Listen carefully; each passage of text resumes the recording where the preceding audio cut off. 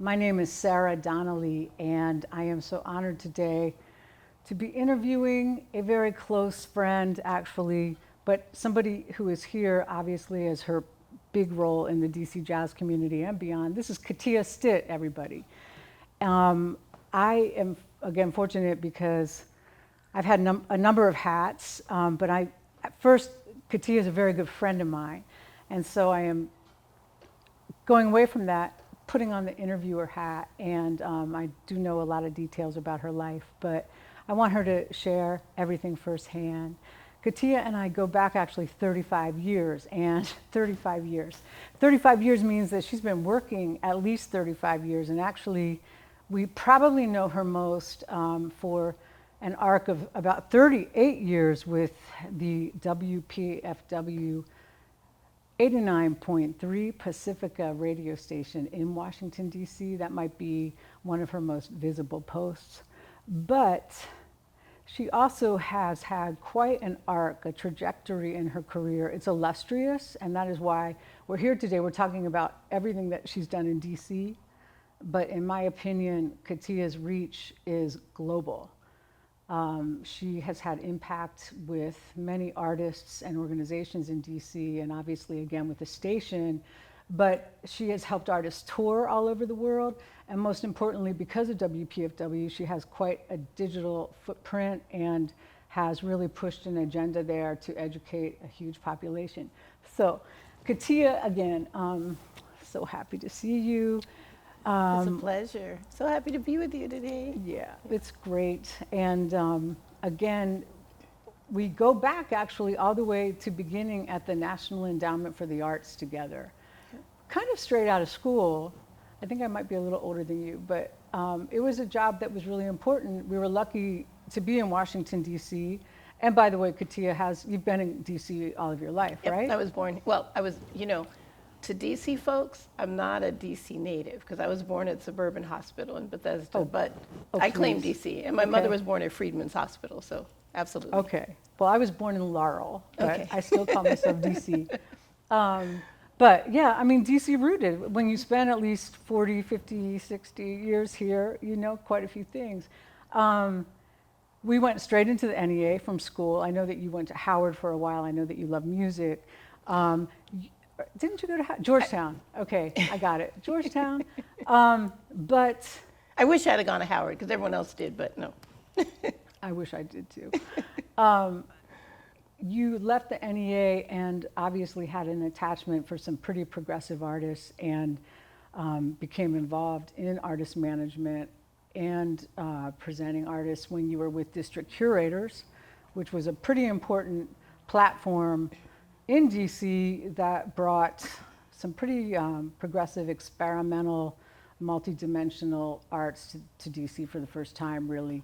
And also operated a lot out of DC space, which is no longer with us. Fast forward, you also did a lot of oral history work with the Smithsonian. And then finally, you have been with WPFW first as an on-air programmer, and then intermittently as actually the program director. That is what you are now. And that is approximately 38 years, an arc of 38 years. So we're here obviously to honor you in DC, but I have to call you a national global treasure. Well, because you have connections with artists that run deep. You always are thinking artists first.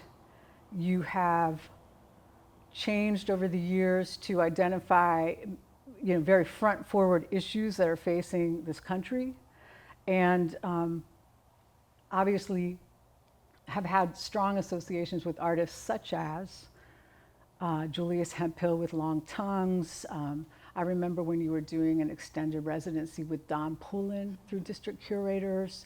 You have had a long relationship with Sekou Sundiata, who you honored yesterday on air, because I guess it was his birthday, and Craig Harris, et cetera. And so to me, looking aside, I mean, I'm your friend, but also looking in, I have loved to see this trajectory of how you take very progressive awareness, heart, and community in the arts and have actually brought them front forward to how you embrace content at WPFW. And not only WPFW, I actually call you an activist now. I know you're in the arts, but I call you an activist. And I think that you've used those arts as a springboard, again, to look at creativity,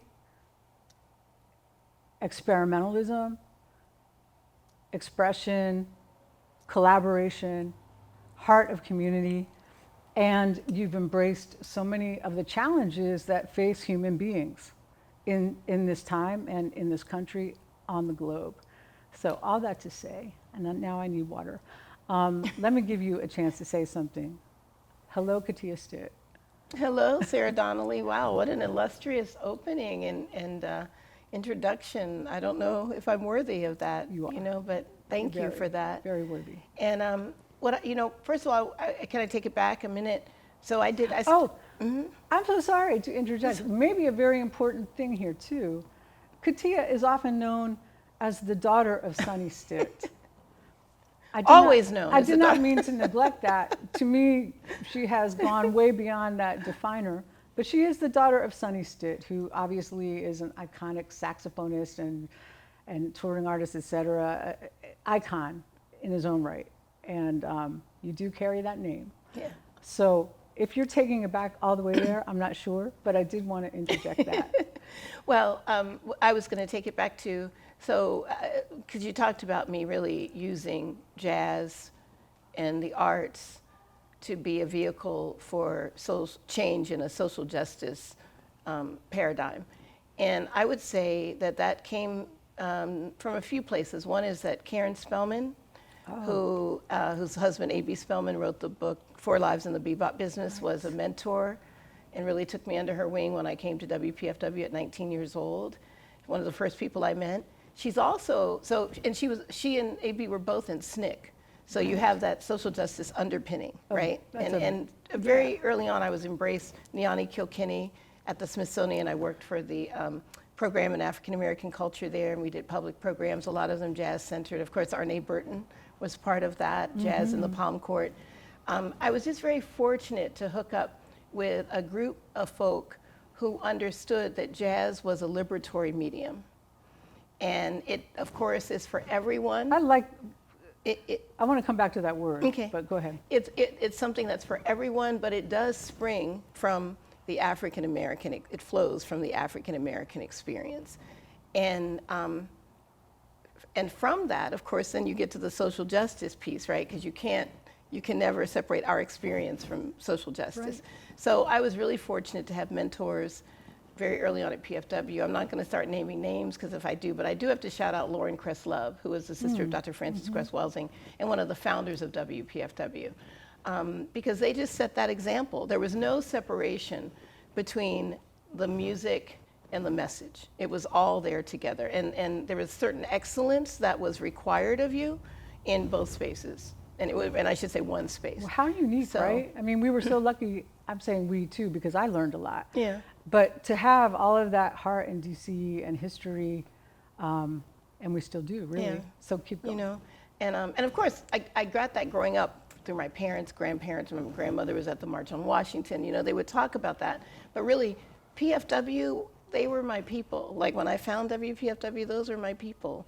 And I've never, like what I got when we were on H Street, when I was a young woman and taking in everything. I mean, for instance, I didn't even know, and this, I'll maybe embarrass myself here, but like the Nation of Islam, I knew nothing about Farrakhan, and of course my dear brother Askia Muhammad, longtime news director and friend, and another mentor just embraced me. I learned about, that contribution. I learned about, during those district curators days, this whole area of the music that I had no knowledge of. Julius Hemphill, World Saxophone Quartet, choreographer Diane McIntyre, Laurie Anderson. I mean, my mind was just blown because when I came to PFW, I was very narrow. It's kind of funny in a way. I'm 19, but I was such a purist. And I remember having an argument with someone about Charlie Parker versus Eric Dolphy, and I just scoffed at Eric Dolphy. I was totally like, no. Oops. But now, first of all, now I'm a huge Dolphy fan, always have been. after that point, you know, because you grow, right? It's a trajectory. Absolutely. You start one place and you move. And Yeah, so and you keep going. Yeah, you read, you talk to folk, you hear music. And your ears change. Yeah, and your ears change. And right? that's really what happened. And now, you know, it's like wide and deep and broad. And I'm so happy for that. But the thing that links, if people are thinking about, let's say, an Eric Dolphy and a Charlie Parker, is that, again, jazz is this liberatory medium, right? And they both understood that. They might not have articulated it in words, but their music articulated that very clearly. And so that is what's kept me centered in the music. And that is, I think, if I bring anything to any space, whether it's PFW or when I had my company in Yanwu Management and worked with artists, it's always been that. And I've always chosen artists to work with that understand that front and center, like a Sekou Sundiata, like a Craig Harris, like a Mina Claudine Myers, a Lester Bowie. And currently Sweet Honey in the Rock, and currently, who I forgot to mention, we've working had with Sweet off Honey and in the on Rock. career with. You know, Yeah. I take my example in terms of how to work, I think mostly from Sweet Honey in the Rock and very clearly Dr. Bernice Johnson Regan. It was her that taught me a work ethic, you know, and again, being proud of your work and being proud because you put everything you could into that work and you did a superb job. And sometimes it doesn't make the mark, but it's never because you didn't do all that you could do. So she taught me that work ethic. I look at Black Artists Group in St. Louis. I look at the AACM in Chicago, UGMA in Los Angeles, and Horace Tapscott, and all that they did, and that self-determination that came with their work, right? They didn't wait for a promoter. They just said, listen, we can get together and we can present music and we can present dance and theater and we can be together. You know, we don't need these separations. And we can also liberate and educate and embrace the communities within which we sit, right? So we have South Central LA for UGMA. We have South Side of Chicago for AACM. We have East St. Louis for BAG. And of course you had the loft scene too in New York, but all of these people felt like the music was there to uplift, to inspire, to liberate, to create a world or the world that we really want to see. And I take that to heart every day in what I do. And it was often selfless and motivated by collaboration and family. And it was also beyond music, right? I mean, it was many ways to live, right? Exactly. So liberatory. Tell me more about what you think that word means. Well, in this context, or really any context, it's to free ourselves from those strictures that keep us separated. And if you talk about humanity, that keep us separated, you know? So the music does that. It is freeing. Jazz, at its finest, is just that. It is transcendental. You know, it'll make you think about how you live in the world, how you show up in the world, and what you can do in the world in a different way than any other medium can, in my opinion. Right. You know? So in your opinion, I mean, that's a really strong message, and I feel that way too. How do you have other people commit to that? How do you turn other people? I'm a bully. Turn on. But, commit or else. Well, because actually when you go back to AACM or BAG or what have you, I mean, that was also a period that we're not in right now necessarily. Like I know that there's this huge resurgence in Chicago and you know, there are a lot of artists that are thinking a lot in those directions. But I mean, it is curious to me, where are those hubs now? And also, how do we turn people onto two things? We're involved with live music, right? And we want to get people out to live music. We also want people to listen to music on the airwaves. You, as the program director, I should mention, everybody, you know, it's really hard to run a radio station, to keep a radio station going right now that's curatorial. WPFW is one of the longest running, only existing, if I may say, stations that still really pay attention to curators and allow individuals to think about very interesting ways to interpret creative music, world music, hip hop, every genre that you can think of, and mingle that with talk and news.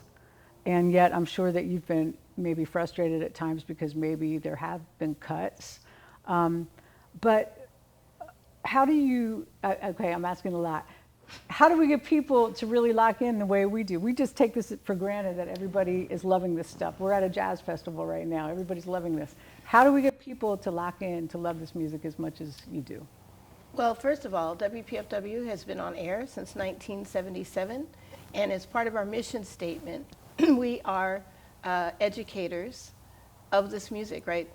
We present this music for our listeners, and not only have we been on the air since 1977, we are truly, truly member supported, which means that individuals like you and I, regular folks, right, decide to give whatever hard-earned money they make to WPFW to keep it going. And 95% of our funding still comes from the people. Wow, There is no corporate. 95%. There is no, yes, 95. There's no corporate, That's maybe even a lot. higher. There is no corporate That's support. scary. There is no foundation support. It is the people. So 95. already the people are there, right? We don't have to, you know. The other thing is it lives in the people that do this music. I mean, I don't want to call him out, but like Marshall Keys is sitting in the room. He does this music. That lives within him, you know. I met Nasser and Baina Abadeh very early on, you know, and their whole life was that, you know, not just the music. In the best sense of the word, the music is just an extension of how you're living, how you're showing up in the world, if that makes sense. So you don't have to strong arm people. You don't have to convince people to come to it. If you look at the whole thing, and I agree with you, there is some debate about the viability and longevity of jazz as an art form that is heard on radio, for instance, because we have all these other ways, right? We have satellite, internet. But I think that the most beautiful thing about terrestrial radio and WPFW is that all it takes is either batteries or electricity.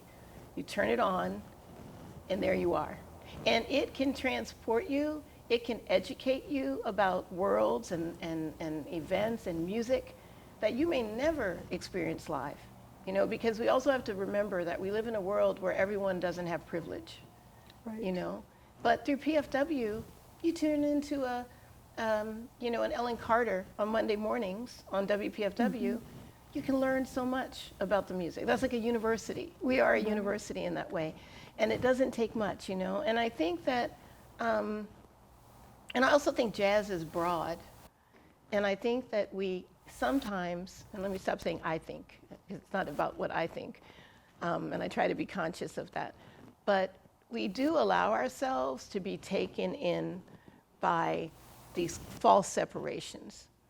Ellington said it best. There's only two kinds of music, good and bad. And so whether that is jazz, whether that's blues, whether that's hip hop, whether that's down-tempo, whether that's house, whatever you're into, there's only two kinds of music. And then when we get to that, and many of the musics that we've named are really musics, if you trace them, they have been used for social justice movements. Almost all of those musics have been, or all of them have been. So I don't think it's really, I think people are already there. They just need the opportunity to be exposed. And once you're exposed, you know, it'll resonate. If it's authentic, that's the other thing. We have to always have authenticity. And I think that WPFW, the work of the programmers there is for the most part, always authentic. You know, that is so important. You know, when you go to hear live music, right? The difference between, for me, someone that touches me and someone that I'm not so into is that authenticity. If it's heart, if I get that, I got the rest. I've watched and listened to people who were very proficient but did not touch me. Right. You know, their music did not resonate with me. I've also had people who were just starting out, but they were so, they were proficient because, and that's the other thing, you have to take the craft seriously, right? So if they take their craft serious and they are just all in, that's infectious, that's contagious. Yeah, and you have really helped artists be visible in that way in DC. Again, I mean, we've been so lucky. You've been so lucky to be influenced by some of this leadership that you're talking about. But you mentioned Marshall. I mean, the DC Oh, rich. We have a rich artistry community. is pretty profound right now, It is. and has And been. always has been. I mean, I Right. grew up in DC. We talked earlier about One Step Down, that space. We talked earlier about Left Bank Jazz Society in Baltimore. These were spaces. So if I take it way, way back, growing up in those spaces as a kid, like just being able to, at Marshall, I'm talking about running around the Left Bank Jazz Society. I didn't know. And honestly, people say, oh, you're so deep, whatever. I didn't care about the music. I cared that I could go table to table and sample everyone's food. Right. And You because wanted I a was French Sonny fry. Stitt's daughter, my Yeah. brother and I, Jason, we would go and we'd eat here, we'd eat there. We would have fun. But there's also this, it's like the church, where there's this intangible transmission of knowledge, right? Intangible is true. It I really like is that. this thing that you pick up from the elders, So when we're at Left Bank and some kind woman is saying, baby, come on, sit down with us, Right. there's more in that phrase than what we hear. She's already transmitted to me as a child a whole culture that I have yet to know about, but I get it. And then it shows up, 10, 20, 50, whatever years later. There's a lot of in this music, there are many, I'm sorry, I hope that's No, edited it's out. okay. I'm getting tongue-tied. It's But okay. there are many instances of that, and that is the beautiful thing. It's not only the music, it's the spaces that the music creates and that the practitioners of this music create. Right. And the other thing, I guess maybe growing up with Daddy, it's like, and my mother, who I got to shout her out. She was a jazz singer. She's And amazing. she met Pamela my mother Stitt. at the Hamilton Stitt. No, she met she opened up for my father at the Howard Theater twice. That's how they met. And the second time, he was so funny. He went to my grandmother and said, I can't court your daughter like other people because I'm on the road, so she's just got to come with me. So, you can imagine the scandal that was. But what I learned from them is that, for me, what became important in my career is making sure that not only the music was heard, but the practitioners and their lives were seen.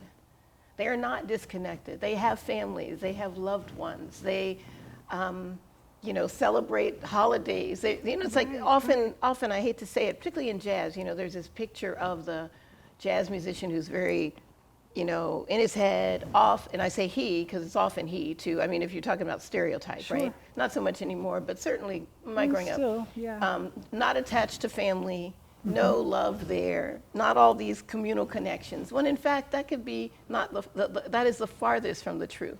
So, Yeah, and COVID brought a lot of that home too. absolutely, absolutely. But, Right? I mean, the idea that the artist is always on the road, is not thinking about a family, is, there's a It's home base. disconnected, yeah. There is a home base. And so I always felt like, and I think PFW does that well. I think our programmers do that well in making sure that you get a complete 365 picture. People are 3D, not just I'm here to play for you, I go home and that's that. But it's a whole, because when people hit the bandstand, right, they bring everything they have. Everything that's going on with them comes with them. And it comes out of their horn, it comes out of the drums, it comes out of the piano, whatever they're going through, out of their voice, think about that. A singer, everything that is part of them comes out. And so how can you disconnect that then from liberation and social justice? Because as human beings, that's all part of us too, right? Our condition. Absolutely. I'm going to actually highlight what you did yesterday. I listened to your show. I better listen to your show for this interview. But you celebrated Black August. And yesterday you also did an interview with the artist Melanie Dyer, the violist, who obviously I happen to know too. We talked about her. But she's certainly not a household name. It's not like everybody's saying, hey, let's put on Melanie. She talked about a new Sun Ra record. She had posted a quote that was very powerful about Fred Hampton. And this is what's unique to you and to WPFW. As educators, to be able to take in all the music that you played during that set. And by the way, you wake up you have a show at 5 in the morning. I don't always get to that, Katea. 5 to 8 every week, and many more hours that you put into the station, obviously, as the program director. Who we're also lucky as listeners to get the music, but then to all of a sudden have interwoven the voice of Melanie Dyer and to have her talk about her personal life experience. So we're close to it because it just happened, but I mean, that could not be a more quintessential example to me of two things. How you exposed any listener to the beauty of what her artistry is and where she's going with it. Her role as a mother, you brought her personal life in, and then her completely, really articulately, she blew my mind with some of that language about where we are with the human condition and how to address collective opportunity to bring something forward. And you do this, and a lot of people maybe at WPFW do. Do you want to talk for a minute about what you consider, again, I see you as more than WPFW, and I know you are also working with Sweet Honey in the Rock again, right? Are you tour managing? Is that what you do? I am the tour manager for Sweet Honey in the Rock, and it's my third revolution around the sun with them, if you will. 3 different points in my life I've been with them, and I just love that group. Again, marrying music and message. And they've been, part of that WPFW trajectory from the beginning. They were founded in '73, PFW went on the air in '77. But to bring it back to what you talked about yesterday morning, so we did celebrate. And see, this is the beautiful thing about jazz, right? Because yesterday, most of my compositions were, I would say, strictly jazz, as opposed to, I didn't go to hip hop, I didn't go to blues, I didn't go to world music. It was really in that space, the jazz space, and of course, Melanie Dyer.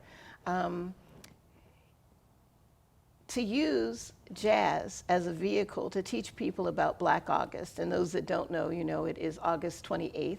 It was the day that George Jackson was murdered and it was the catalyst for the Attica Uprising. And it is, so it's something that we honor, when, in a again, if you're working in a liberatory space, it's a time that we honor. And, but to be able to have music, that's what I'm saying, jazz is broad. To be able to have music within the jazz idiom that can speak to Black August is incredible. Right. You know what I It mean? is, It's yes. broad, and it speaks to so many things. I can tell you, I've done so many jazz programs where we were dealing with a social justice issue, but the music is right there.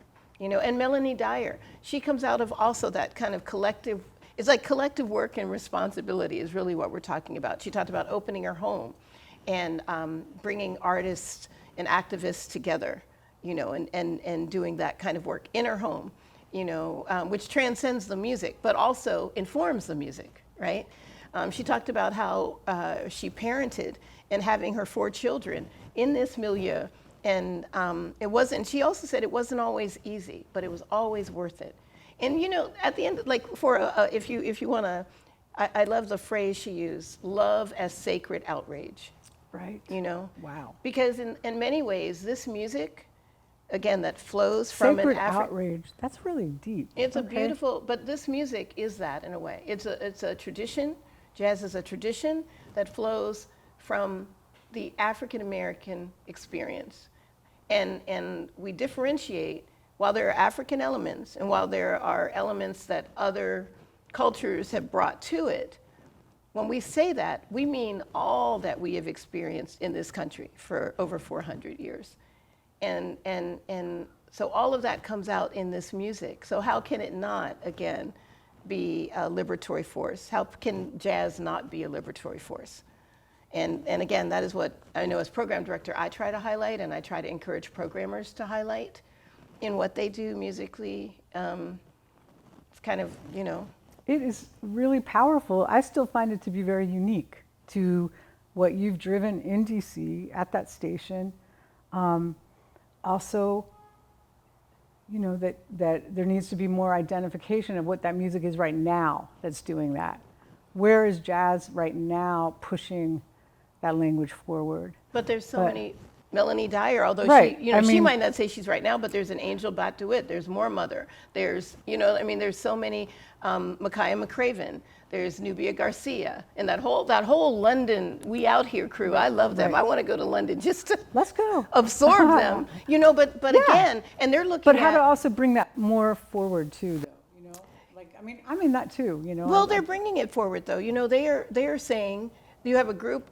Just for them as an example, right? You have a group of musicians of African and Caribbean descent, and they're saying we're going to put that front and center in the music that we do, and we're going to call it jazz, and it is jazz, but we are going to recognize those Afrocentric roots, Absolutely, and yeah. unapologetically so. Right. And that's happening. Our own Luke Stewart. Let me not even. You know what I mean? He does that so beautifully as a young person. He sure does. But there's so many. It really, there's a long list. And again, in a world where we have media that unfortunately highlights the worst of us, the worst of humanity, WPFW is a space where, yes, you hear all of the awful, tragic things that need to be changed in the world, but you also get like the balm in Gilead, that shows us that it gives you a blueprint for how you can move in the world and change. Wow. And jazz That's is at the great. core of Yeah. that. And jazz music will always be at the core if people listen in terms of how you can create the world that you want to see. That's really strong, Katea, and I believe it. I always believe it when I hear you, and I hope, I believe that anyone that's listening to you really listens to you because you have a force, and I think that we're pretty lucky in DC to get it, and I think that we're lucky, WPFW is lucky to have you, not to, I don't want to make you uncomfortable. You are here to be honored, but this is unique. I just want to impress upon anybody that's watching that I think it's a very unique scenario to DC. And to have someone like yourself who has really at least a 35 to 38 year arc, and getting from the roots that you had all the way to now, multiple messages. It's every day that I listen to you, it's another cause that you are identifying and bringing forward to ask people to advocate for or do something about. So I think we may be out of time, but I just really want to thank DC Jazz Festival for honoring you. I'm happy, again, as your friend, but also as an interviewer to dissect what all of your contributions have been. I am looking forward. You got a lot more to do. And you really do. I can't wait to see where you're going with all of this. And we are very lucky to have you, Katea. Well, I am lucky to know you, and I thank DC Jazz Festival so much. And thank Let's you. go. Thank Let's you. go to the Let's go. festival. Let's go. Let's go hear some music.